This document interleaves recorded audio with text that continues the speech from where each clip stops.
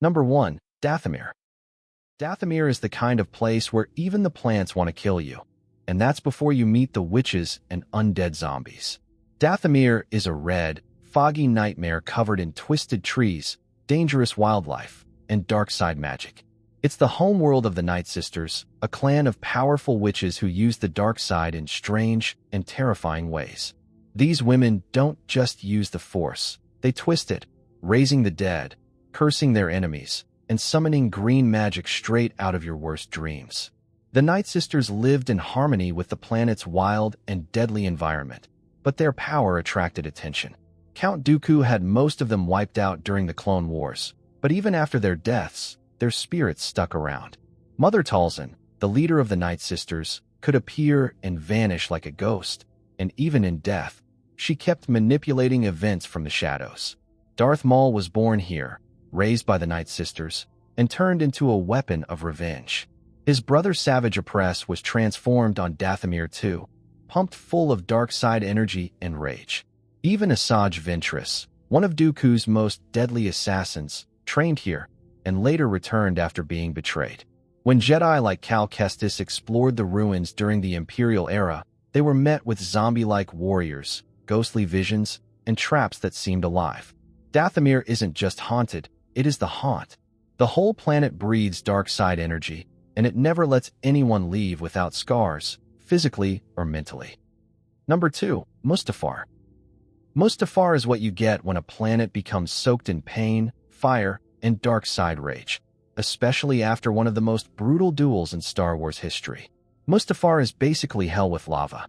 It's a volcanic planet constantly erupting, with rivers of molten rock flowing across its surface. But it didn't always look like this.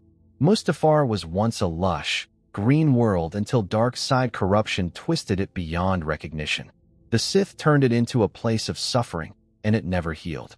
The most famous event here? The duel between Obi-Wan Kenobi and Anakin Skywalker at the end of Revenge of the Sith. It was on Mustafar that Anakin fully became Darth Vader, losing to Obi-Wan and getting burned alive in the lava. That moment didn't just scar Anakin, it scarred the Force around the planet. After that, Mustafar became Vader's home. He literally built his castle on the site of his biggest failure. Vader's castle sits on top of a Sith cave filled with dark side energy. He used it to try and contact the spirit of his dead wife, Padme Amidala. That's how haunted Mustafar is. It drives even Sith lords to obsession. Over time, dark rituals, Sith artifacts, and pure hate filled the place to the brim. Even years later, during the sequel era, Kylo Ren visited Mustafar to search for Vader's Wayfinder. The planet was still dark and violent, but the Force ghosts and memories stuck around, buried in the lava flows and Sith ruins. Mustafar isn't just dangerous, it's emotionally cursed. Number 3. Exegol. Exegol isn't just hidden, it's buried deep in the shadows of the galaxy, where lightning never stops, and the Sith are still very much alive or undead. Exegol is the Sith Eternal's secret base world, and it's one of the most terrifying places in the Star Wars galaxy. You won't find it on any normal star map. It's hidden in the unknown regions, and even reaching it requires flying through a deadly space storm called the Red Honeycomb Zone. Most ships don't make it.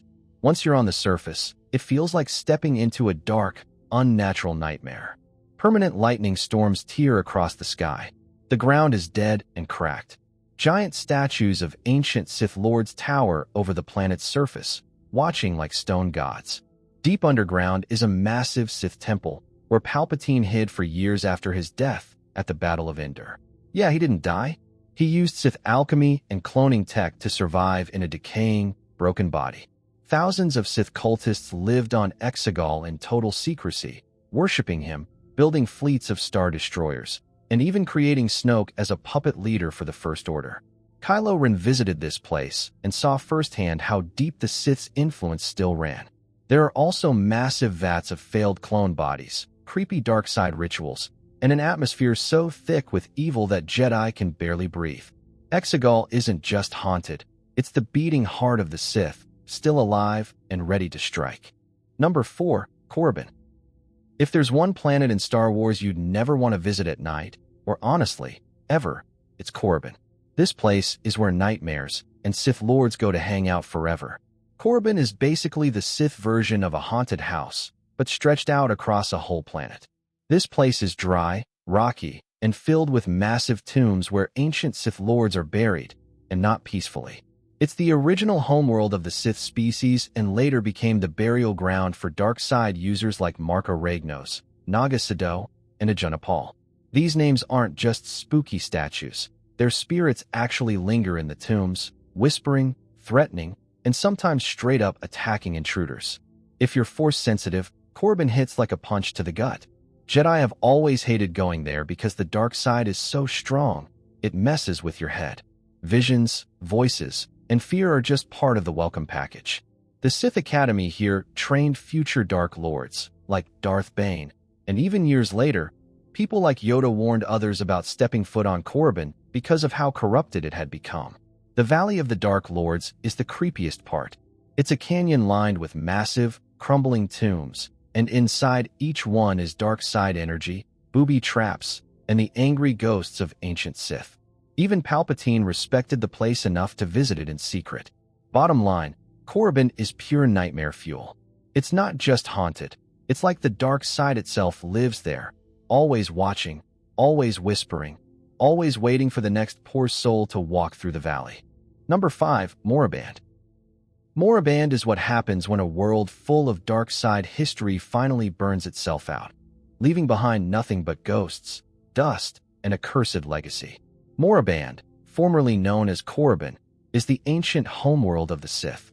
Over time, the name changed, but the fear stayed the same. This planet was once the center of the old Sith Empire, filled with tombs, temples, and the darkest Force users in galactic history.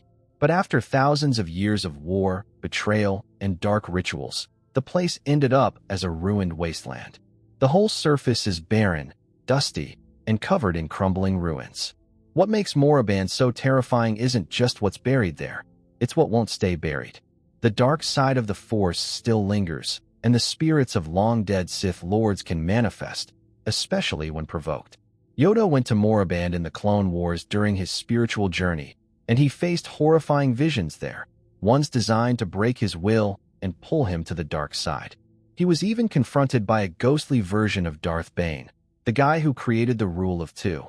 Whether that was really Bane's spirit or just the dark side playing tricks is still unclear, but either way, it shows how powerful and dangerous Moraband's energy is. The Jedi banned travel there ages ago, and it's easy to see why. The tombs whisper, the shadows move, and the Force feels twisted and hungry. Moraband isn't just a ruin, it's a warning. Number 6. Dagobah. Dagobah might not seem haunted at first, it's just a foggy swamp. But trust me, the dark side lives there, and it watches you. Dagobah is one of the strangest places in the galaxy. It's a swamp planet crawling with vines, mist, and weird wildlife, and it's completely soaked in the Force. But hidden deep in that jungle is one of the creepiest places in Star Wars, the Dark Side Cave. Yoda chose to go into exile on Dagobah after the Jedi Purge, and this planet actually helped hide him. The massive swamp life and the cave's dark energy masked his presence from the Empire. But that cave? It's a natural nexus of the dark side. Not haunted by ghosts exactly, but by the Force itself. It pulls your fears out of your mind and shows them to you, real as day.